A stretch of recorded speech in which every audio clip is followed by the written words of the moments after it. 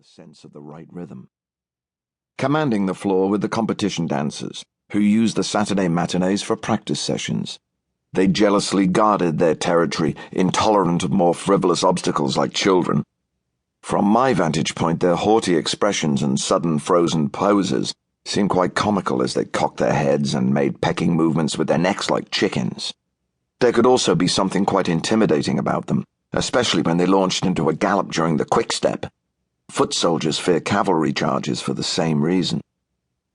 There was nobody else up in the balcony except for the woman who checked coats and another who sold refreshments at the kiosk. I think my dad had charged one of them with checking on me from time to make sure I hadn't wandered off. She needn't have worried. My eyes were fixed on the bandstand. At the time, the Jolos Orchestra was one of the most successful dance bands in the country. It consisted of 3 or sometimes 4 trumpets, 4 trombones, 5 saxophones and a rhythm section, and 3 vocalists. The band opened and closed every set and radio broadcast with its signature tune, In the Mood, which was borrowed from the Glenn Miller Orchestra. In fact, they still played a lot of the Miller tunes from the war years.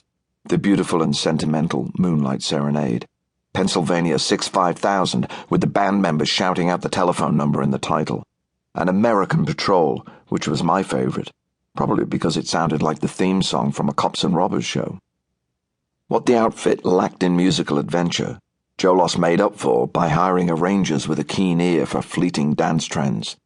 They had a hit with Must Be Madison and recorded novelty tunes with daft titles like March of the Mods, March of the Voomins, and Go Home, Bill Ludendorff, which my dad wrote with the band's pianist, Sid Lucas.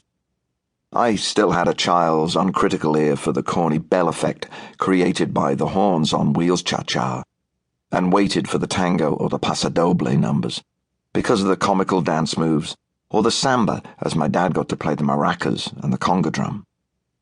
The competitive ballroom dancers used not to care much for vocalists because they pulled the beat around when phrasing, so my dad might only get to sing once or twice during the afternoon.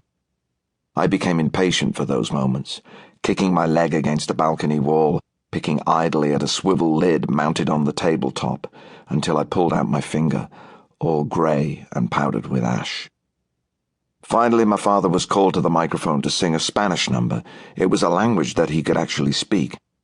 He once made the Spanish wife of a friend of mine blush when she inquired where he had learned the Spanish tongue.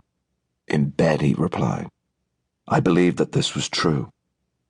His talent for learning songs phonetically meant that he was able to fool most people when called upon to sing in Italian, French, or even Yiddish.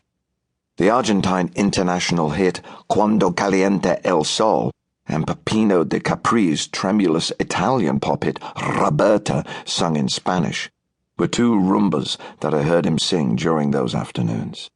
Eventually recorded for the wonderfully titled Go Latin with Los album, on which Ross also sang Richie Valens' La Bamba. My father didn't have the appearance of a typical romantic leading man. He was only 5'5" and wore black horn-rimmed glasses, much like the ones I've sported most of my career.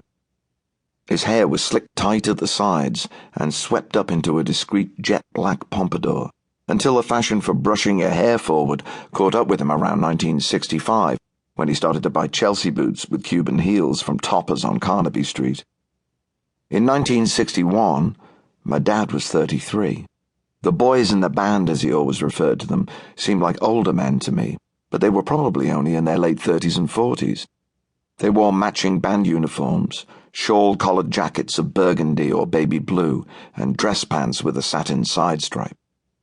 My father wore a dark lounge suit for the matinees and evening dress when the occasion demanded it. The idea that you wore a suit to go to work became so instilled in me that to this day, the temperature must soar well above 100 degrees Fahrenheit before I will remove my jacket. One evening in 1980, when I'd already had my own brief moment of pop infamy, my dad and I were talking to Jolos's former singing star, Rose Brennan, and the dancer Lionel Blair, in an area curtained off from a hotel ballroom in Lancaster Gate. On the television monitor, I could see Mr. Loss conducting his band in the style that was familiar from my childhood. He still shot the point of his baton to the floor and then to the ceiling with one sharp flick of the wrist, with his little finger daintily extended. He still bounced vigorously up onto